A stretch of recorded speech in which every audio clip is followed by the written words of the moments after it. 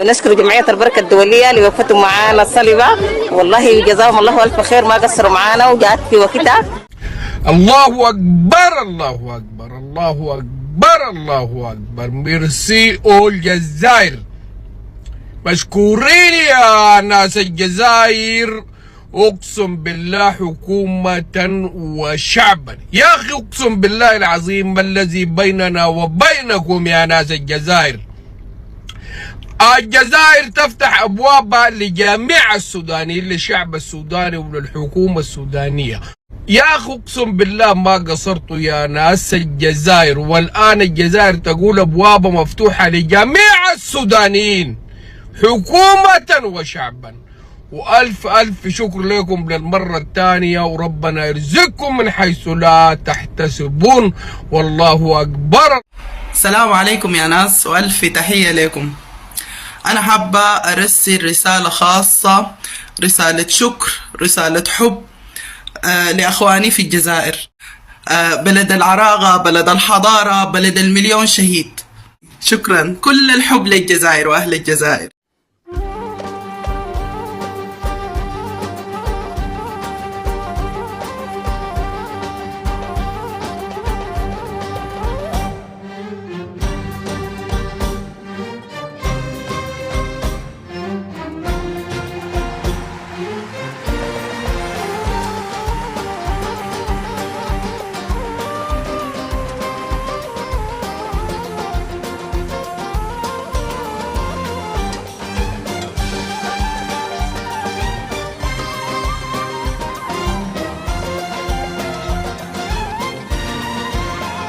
السلام عليكم ورحمة الله وبركاته. اللهم صل وسلم وبارك على سيدنا محمد وعلى آله وأصحابه أجمعين.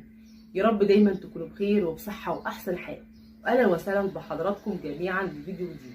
طبعا يا جماعة كنا عارفين إن الجزائر بسم الله ما شاء الله تبارك الرحمن قارة، عشان كده دايما بقول يا جماعة أنا دايما محط أنظار لجميع الوطن العربي والعالمي كمان، نظرا لموقفها المشرف اتجاه جميع الشعوب العربية. يعني بسم الله ما شاء الله يا جماعة شفنا فيهم الكرامة، عز النفس، التحدي، الإصرار. طبعا يا جماعة الكلام ده مش من فراغ، طبعا شفناه كتير جدا على لسان جميع الشعوب العربية وهي بتتكلم الكلام ده. طبعا يا جماعة الشعب الجزائري أنا عن نفسي معاشراهم بقالي 4 سنين أو 5 سنين، شفت فيهم كل شيء طيب، كل شيء جميل جدا. يعني يا جماعة لو حبك هيحبك، لو زعل منك هيقول لك أنا زعل منك، ما عندوش مثلا يقول لك الخيار ولا فقوس مع العرب عندنا في مصر يعني.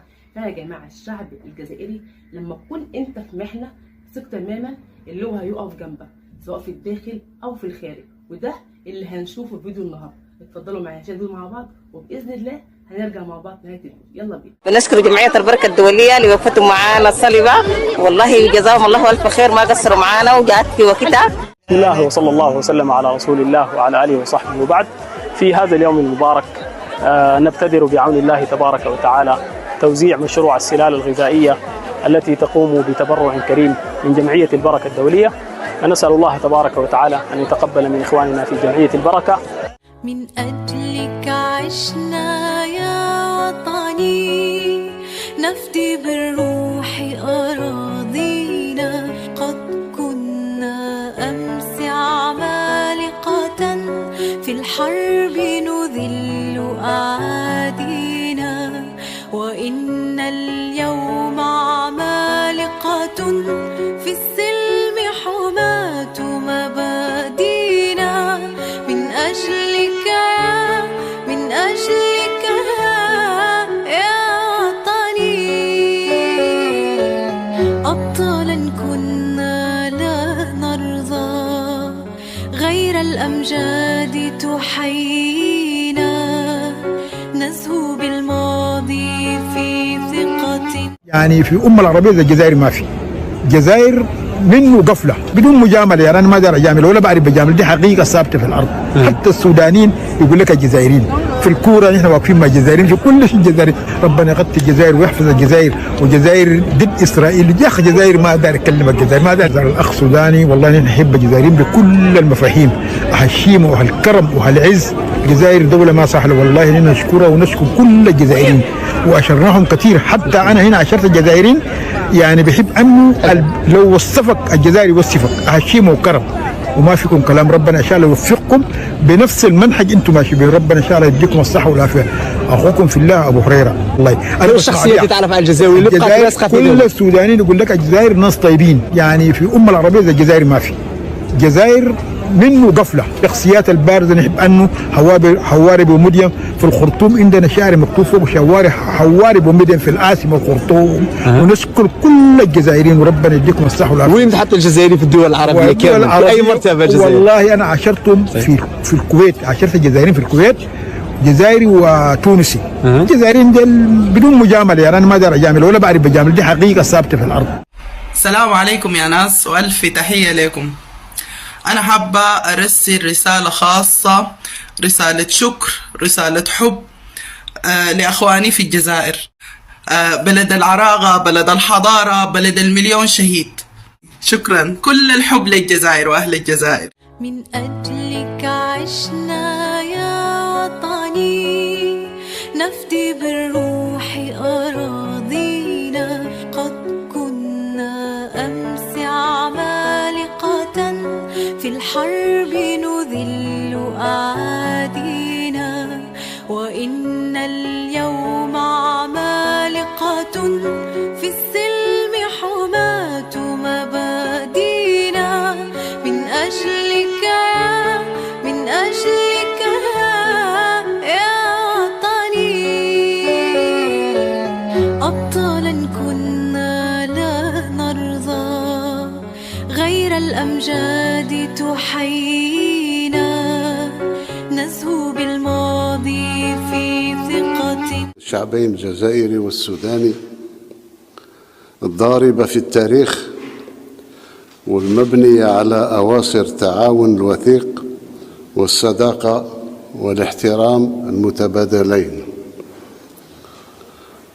تتطابق وجهات نظر الجزائر والسودان حيال عديد من القضايا والمسائل الإقليمية والدولية، والجزائر تقف إلى جانب الشعب السوداني لتجاوز الأوضاع الصعبة التي يعيشها هذا البلد الشقيق الذي تستهدفه هو الآخر، قوى الشر، حيث كانت الجزائر ولا تزال مع حل أي خلاف أو نزاع داخلي. بنشكر جمعية البركة الدولية اللي وقفتوا معانا الصليبة، والله جزاهم الله ألف خير، ما قصروا معانا وجات في وقتها. مواطنون مغاربة من مختلف الأعمار والشرائح، فمثلما يختار بعضهم أوروبا، يفضل البعض الآخر الجزائر لبدء حياة جديدة. فكل المقومات التي يفتقدها المغرب بالنسبة لهم موجودة بالجزائر. ولد مدينة فاس، أنا كنت واحد الوقت مدينة وجدة خدامي في صباغة الواجهة قريبي. واحد الناس قالوا لي كاينه خدمه في الجزائر، توكلت على ربي جيت.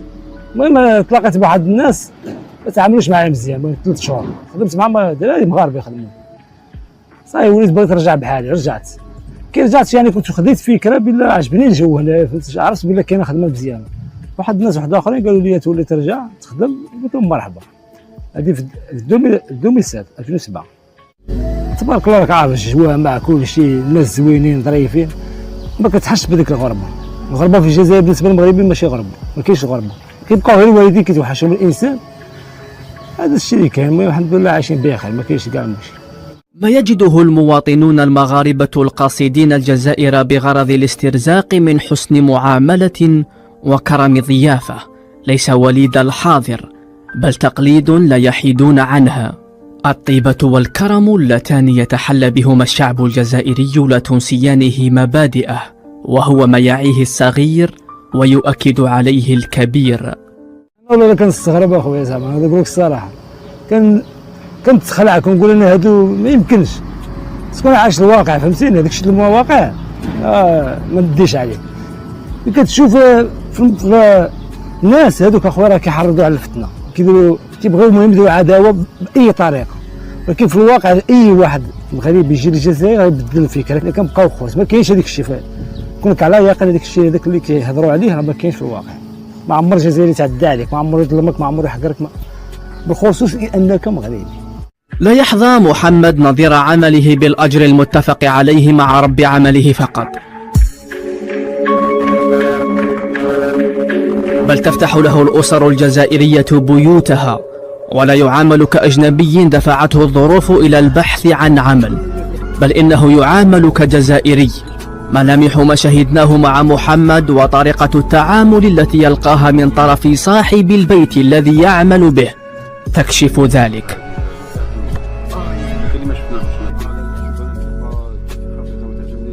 فكرة كيفاش جاتنا حبيب، احترامات الناس زويونين في المغرب لنا. شفت يعني شي مقاطع فيديو كيقولوا بلا ما كانش منا كذا، ما الله يهديهم. انا ما عجبتنيش هذه القضيه، يعني علاش ما عجبتنيش؟ باسكو راني عايش هنا، يعني عايش الواقع، كنشوف ما كنشوفش داك الشيء اللي كيقولوا، فهمتيني؟ تما باش خرجت يعني بغيت كنقول لهم على الشيطان، هذا الشيء في اطار المعقول يعني، وكنحترمهم ماشي ما كاين لا معايا لا والو. كاين شي ناس ما عجبهمش الحال وكيهجموا عليك، كيقول لك كاين اللي كيخرجوك على الموضوع كيقول لك يعني انت عاطيني ياك، راك عارف ديك الهضره ما دير لك باش تهضر باش، واخا انا راك عارفني انا جيتني على الغفله خدام من ما على باليش كاع. الفكره اللي جاتني باش انا جيت للجزائر هو انك تخدم في السعيديه. كانوا الناس تما بزاف كيدخلوا للجزائر حيتاش قريبه للحدود. كيقول لك اودي الحركه مروجه تما وكذا، هي هذيك. من بعد صافي عودت البلاد، مشيت للمطار، قطعت نهار الاخر جيت للجزائر، مشيت للبجايه، ما ولفتش تما، ريحت 15 يوم ما ولفتش تما. جيت لوهران، لقيت الناس، لقيت المغاربه بزاف، لقيت الدراري، تأقلمت معاهم مع الجو تمايا، ولفت. لقينا القضيه محركه شويه، تحركنا مع الدراري تمايا. عادي كتسالي الخدمه، كتدوش، كتخرج، كتمشي للقهوه، كتمشي للدور. كان شي واحد عنده شعار، شي مناسبه، الدراري اصدقاء في بدون اخرين، كتمشي عندهم. كاين شي واحد ثاني كيعيط لك تجي تعشى عنده، شي عائلات كذا. لا دوك الناس اللي كيديروا الفتنه حنا ما شي خاطينا. حنايا بنادم خاصو يعاشر، عادي يهضر، فهمت؟ بنادم خاصو يعاشر، يشوف الناس كيفاش دايره، يشوف عقليه كيفاش دايره. الجزائريين كيحبوا المغاربه ثاني كيحبوا الجزائريين، كيف. اما الناس ديال دوك المؤثرين هما اللي كيجبدوا الفتنه. صافي بنادم كيبقى يتداول في الموقع التواصل الاجتماعي، كيتسحب كلشي راه بحال هكا. راه العكس، خاصك تجرب، خاصك تعاشر الناس عاد تعرفهم. وحنا عايشين بحال خوت هنا في الجزائر، ما كاينش فرق بيناتنا. بنادم كيعيط ليك شعار، شي مناسبه، كتريح مع الناس تمايا عادي نورمال، كيضحكوا معاك، ينشطوا معاك. قالت لي دخلت لهنا، كان عندي واحد صحابي كان ديجا اصلا خالي كان هنايا عايش كيشغل. مين جيت مع خالي ما خلانيش كيشغل مزوفري، داني معاه للدار، قعدت معاه في الدار. كي اللي قعدت معاه في الدار كبرت الحيه هكا، وليت كيشغل كي اللي دارنا تعاش نتلاقى مع هذا. ولفت هنايا صاي، قعدت، وليت المغرب نروح لها غير من العام للعام. أدرك ميلود أن الجزائر هي أرض المستقر لما وجد فيها من مؤهلات وراحة لم يجدها في المغرب، فقرر حينها التأسيس لأسمى العلاقات، الزواج من جزائرية. تزوجت 2001، تزوجت بالجزائرية واستقريت وشريت سكينة. الأولى كنت غير كاري، كريت، ومن بعد شوية بشوية شريت الأرض، قعدت نبني فيه بشوية. هيا ولفت هنايا وقعدت هنايا وصافي. طبعا يا جماعه كلام جميل جدا، فيدل على ان الشعب الجزائري عنده عزيمه، عنده اصرار، عنده تحدي، عنده عزه نفس. يعني بسم الله ما شاء الله يا جماعه، الشعب الجزائري دايما واقف مع فلسطين ظالمه او مظلوم. يعني الكلام ده يعني مش من الوقت ده، طبعا الكلام ده من زمان. دايما عندهم غريزه فيهم من صغرهم لحد الكبير لحد دلوقتي وهم واقفين مع فلسطين. وعلى فكره يا جماعه الشعب الجزائري مش واقف مع فلسطين بس، احنا مع سوريا ومع المغرب ومع لبنان ومع العراق ومع مصر ومع جميع الشعوب العربيه. عشان دايما كده بقول ان الشعب الجزائري ضم محطه انظار لجميع الوطن العربي والعالمي كمان. يعني اجمل حاجه يا جماعه دايما بشوفها في الشعب الجزائري لما يكونوا هم في الخارج، يعني ما شاء الله دايما كده واقفين مع بعضهم البعض. يعني يا جماعه شفتهم كتير جدا. لما افتكر مره كنت عامله فيديو دكتور سعودي لما كان مقيم في فرنسا، ففي واحد جزائري اغمى عليه، فالدكتور السعودي خده جوه المستشفى، فسال عليه وشاف طبعا الجواز بتاعه لو من الجزائر، فقال له انت منين؟ فسال عنه قال من الجزائر وكلام من ده. فقال له طب انت ايه في ايه وكلام من ده. فقال له خد بس، ما كانش معاه فلوس خالص، قال بس خد بس الجواز بتاعي وقبره قدام المستشفى. طبعا الملامح طبعا الجزائريين والفرنسيين طبعا يا جماعه بيختلف طبعا من الجنسيات. فخد طبعا الجواز بتاعه بره، لا طبعا الاثنين من الجزائر جايين، فقال له اخوكم هنا مغمى عليه في المستشفى، اخوه الجزائر. بسم الله ما شاء الله يا جماعه، اول حاجه الجزائريين عملوه جابوا له اكل وشرب وادوا له فلوس وكل حاجه واطمنوا عليه لحد ما شاء الله ما فاق منه. وعلى فكره وشفتها قبل كده وتفتكروا معايا، كان برضو جزائري مقيم في فرنسا لما انقذ الفتاه الفرنسيه من النار. يعني بسم الله ما شاء الله يا جماعه، الكلام ده مش من فراغ. عليهم كمان يا جماعه ان اي حد بينزل الجزائر دايما بشوف الكرم، الشهامه، الترحاب، التدين. يعني ما شاء الله يا جماعه فعلا الكلام جميل جدا. يعني ما شاء الله الكلام ده فعلا هو بيعزز علاقات لبعضها البعض، ويا رب كده يديم المحبه من جميع الشعوب العربيه. اللهم رب العالمين. متشكره جدا، اسيبكم في رعايه الله وحفظه، والسلام عليكم ورحمه الله وبركاته. مع الف سلامه حضراتكم.